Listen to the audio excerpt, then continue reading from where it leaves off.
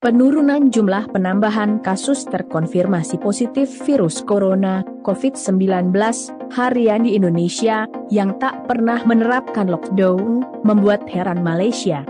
Jumlah total kasus COVID-19 pada sepekan terakhir di RI diketahui turun sekitar 58% dibandingkan sepekan sebelumnya. Laporan data harian milik Satuan Tugas, Satgas, Penanganan COVID-19 mencatat selama periode 23–29 Agustus jumlah kumulatif kasus COVID-19 mencapai 94.375 kasus. Selama periode 30 Agustus sampai 5 September jumlah kasus dalam sepekan turun menjadi 55.189 kasus, atau rata-rata 7.884.000 kasus dalam sehari.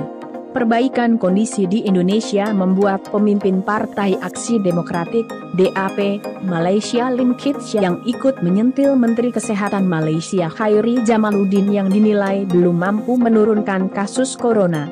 Dengan hanya bermodalkan program vaksinasi, Lim lantas membandingkan kasus COVID-19 di Indonesia yang dinilai turun secara drastis dengan penambahan di bawah 10.000 kasus, setelah sempat mencapai puncak kasus tinggi hingga 56.000 lebih kasus dalam sehari.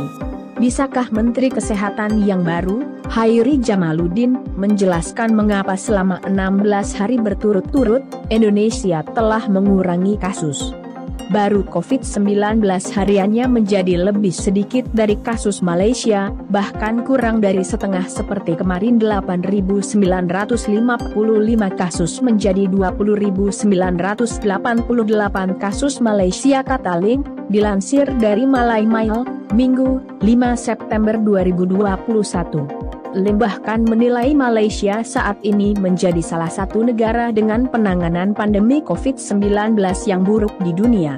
Pihaknya mengaku tidak ingin mencari-cari kesalahan dengan membandingkan dengan negara lain.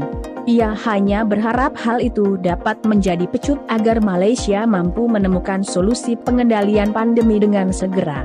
Terpisah, Direktur Pencegahan Pengendalian Penyakit Menular Langsung, P2PML, Kementerian Kesehatan Siti Nadia Tarmizi mengklaim penurunan kasus di Indonesia yang sempat disinggung Malaysia itu dapat terjadi lantaran pemerintah dan warga bersinergi dalam mematuhi aturan selama pemberlakuan pembatasan kegiatan masyarakat, PPKM, level.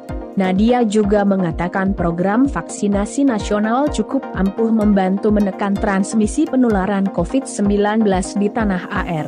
Namun, ia tetap meminta warga patuh terhadap protokol kesehatan COVID-19 meski telah rampung mendapatkan vaksinasi secara lengkap. Itu terjadi terutama kebijakan PPKM, tapi yang penting adalah dukungan dan kolaborasi antara pemerintah dan masyarakat, termasuk juga para ahli seperti epidemiolog, klinisi, organisasi profesi, dan organisasi masyarakat, kata Nadia saat dihubungi cnnindonesia.com, Minggu, 5 September 2021. Nadia melanjutkan penurunan kasus juga terkait dengan strategi dan upaya adaptif yang cepat dari fasilitas pelayanan kesehatan dan pelayanan isolasi terpusat. Di samping itu, ada komitmen dari para tenaga kesehatan ikut menyokong keterisian rumah sakit yang berkurang, seiring dengan jumlah pasien sembuh yang menurutnya ikut meningkat. Strategi tersebut menurut Nadia seperti penambahan tenda darurat di instalasi gawat darurat, IGD, pembangunan rumah sakit darurat, hingga rekrutmen tenaga kesehatan di tengah risiko penularan COVID-19 yang masih tinggi. Kala itu, terima kasih telah menonton info hot terkini, terus dukung channel kami dengan cara like, subscribe, dan share. Sampai jumpa di video selanjutnya.